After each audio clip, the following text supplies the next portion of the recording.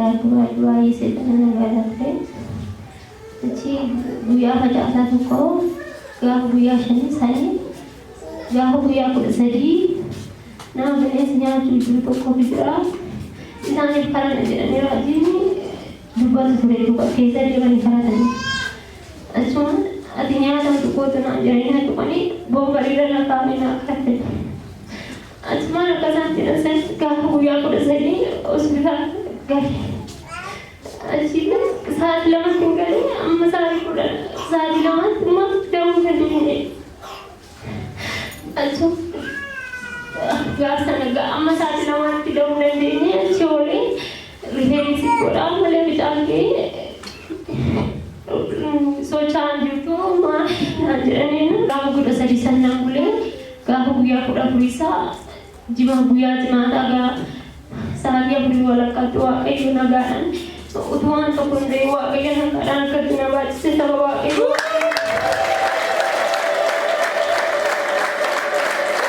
Amsi galgala lubun toko azirte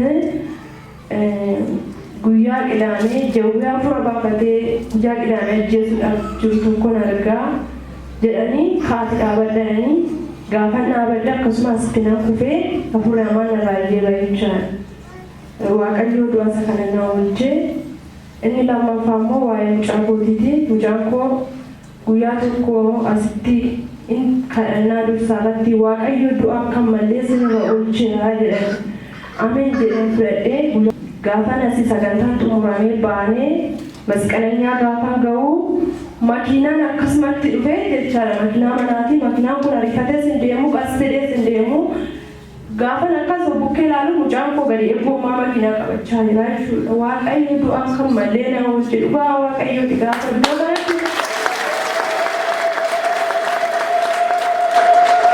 gaafan waldaa kana dhufu asxintaan ture amma kadhachaa jiru kadhannaa wajjin kadhachaa jiranu afurri hamaan tokko lafa kana jira kaibee iji jedhan Oga sana kazelan, ane kufu kuya bicambe ga.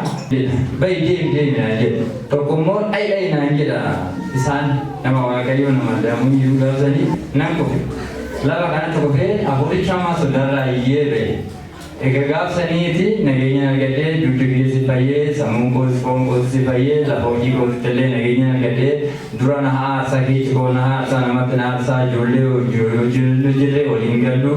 Bayi lolo gudan na batole. Jadi tu naroko.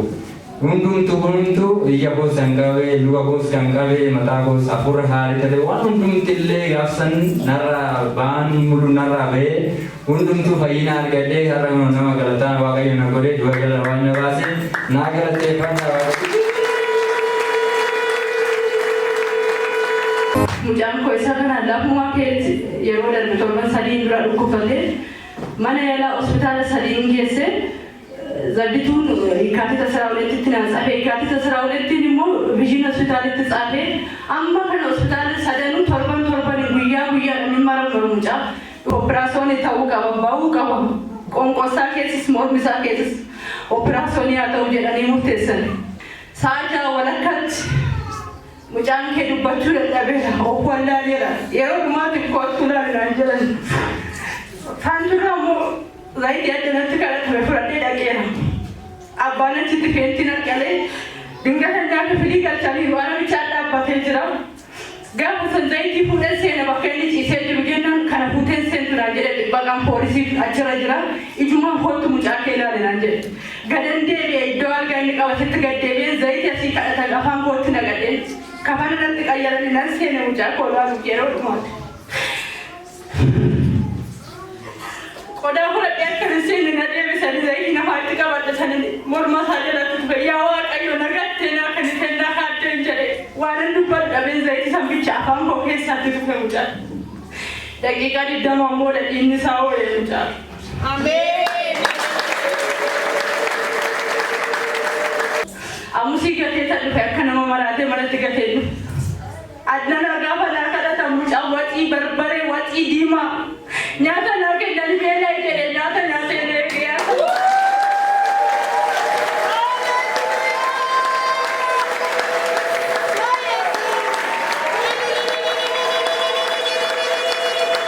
Bara darbe kuma lama fuudha jaa keessatti waan baay'ee naa godhe yeroo raajiin mishigii galanii meesejii barreessuu baay'ee hin jaalladhu.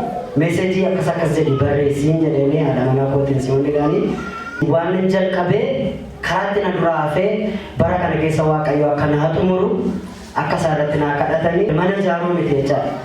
Gaafa raajiitti meesejiin kun naqee isaan kadhataniitu isaan hin bahinanii an hojii konistiraakshanii hojjedha. Hojii an hojjedhu tokko keessaa akkuma tasaa hojii guddaa wayii tokko argadhe birrii al tokko gannaan ifame naqeen bilookeetii bitee ji'a lama gidduutti Waaqayyo mana ijaaree qulfii harka kootti na kenna. Asitti hiikkatee nama hidhaman hidhamee dhufe jechuudha. Odoon qabu nyaata dadhabee daaraa ta'e asitti dhufee jiran naree faayyee nama ta'e. Lubbuu tokko caalaa dhabdee jirtu. Waaqayyo jigee naarge malee na bira darbiin jechaa jirti. Dafteen bahin malee Waaqayyo si fayyisa naan jedhe. Anuma boodee fudhadhe. Mana irraa fuudhanii dhufee achumatti na qaban. Naa kadhatanii bakka du'a mana jiraate keessa na dabarsanii guyyaa tokko guyyaa lama miti guyyaa baay'ee du'a keessa darbee sadarkaa kana ga'e Waaqayyo bogunoo kaasuun kuchise fuuldura keessa na dhaabee sabni Waaqayyo.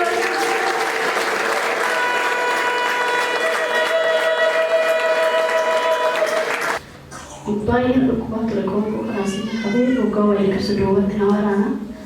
Sa'aaduu ammusii torban darbee chantaa raajii namni si waraanu jedhanii as ba'e gaafan ba'u cinaa kadhatanii hafuura zarirraa ergaminaan jedhanii kasan na raayyee ba'e bishaan akkasuma naa kennanii na liqimsee inni dura giseen cuukoyyuu liqimsu astuu waan waraanaa sitti moo waan ta'e na qaba na dhiisee Waaqayyo na galateeffadha.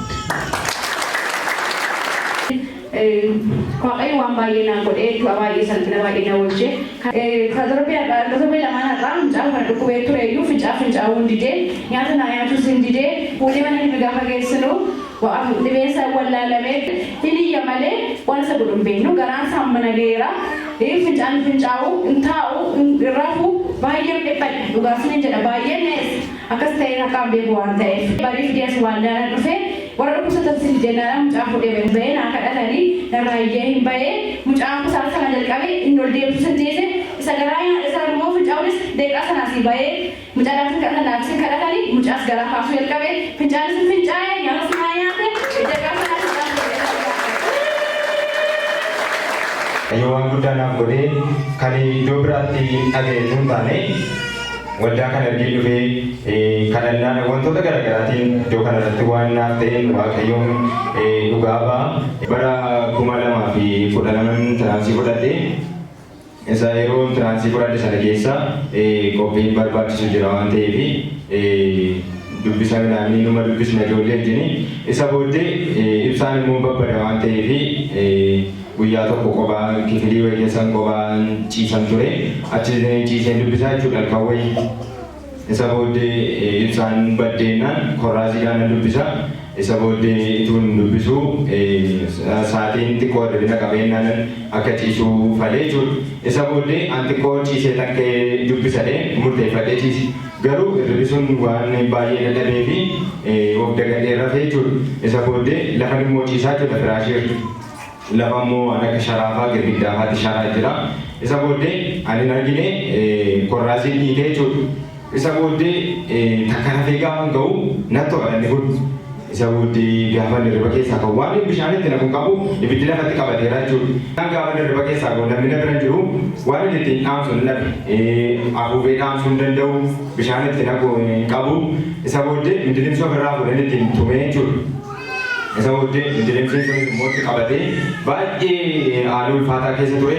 Isa maatii dhufanii isaanis na gargaaranii bishaan midhaan fidanii narraa dhaamsanii jechuudha.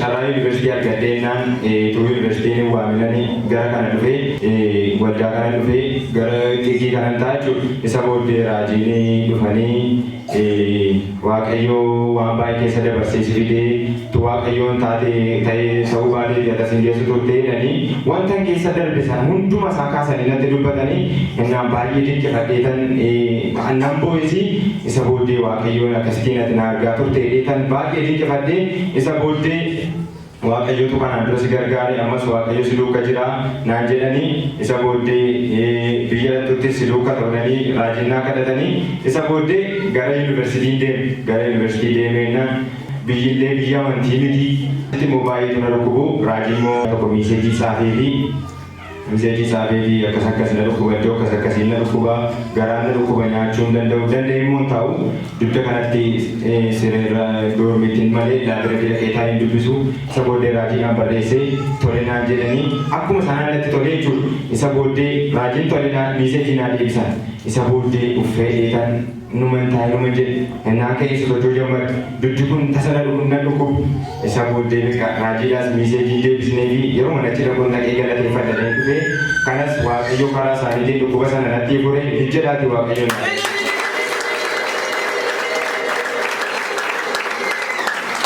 isa booddee bara gadda gaafa 27 eebbifamne isa booddee gaafa 27 achooleen 29 achee gaafa jimaatarra achoo dhufe 27 eebbifamne 29 achoo dhufe 29 achee dhufeetan iddoo kana ture isa wangeelaawwan isaa kun illee jiru baay'ee raajiin gaafa paartinerii wayinatti fakkaata mata duree mo'adheen ba'amoo mo'adheen ba'a waan jedhu mata duree wayirratti lallabanii hojii ergamootaa boqonnaa 12:7 keenyatti fakkaata baay'ee mata duree sun baay'ee keessa kootu waan humna cimaa uumee jiru isa booddee mata duree sana qabadhee mamaan jedhee taa'ee waaqayyo gaafa sana keessa kootu waan akka na wallachiisuu sinfalaa guyyaa sana baay'ee natti tole isa booddee beeksisa wayii baay'inaan dhaqee galmaa'ee isa booddee dhaqeen piyaasaatti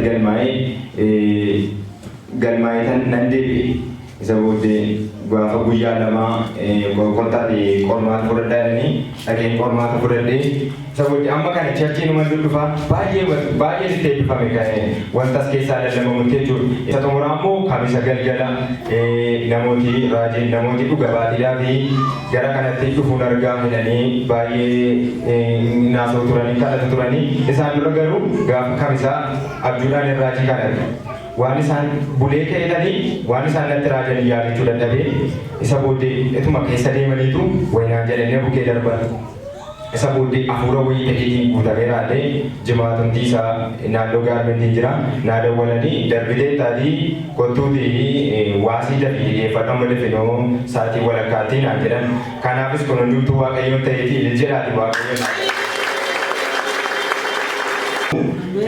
ituma namni taa'ee akkasumatti taa'ee galeeyyuu waaqayyo nama lama waan guddaa hojjetan yookaan asi nama namni yennuma kana yennuma nama dhuteeyyuu waaqayyo ulfinaatti jedhee manuma kana namni seenurraa kan ga'eeyyuu waaqayyo nama eebbisaa jechuudha kanaatiif hunduma keessa waaqayyo eebbisuu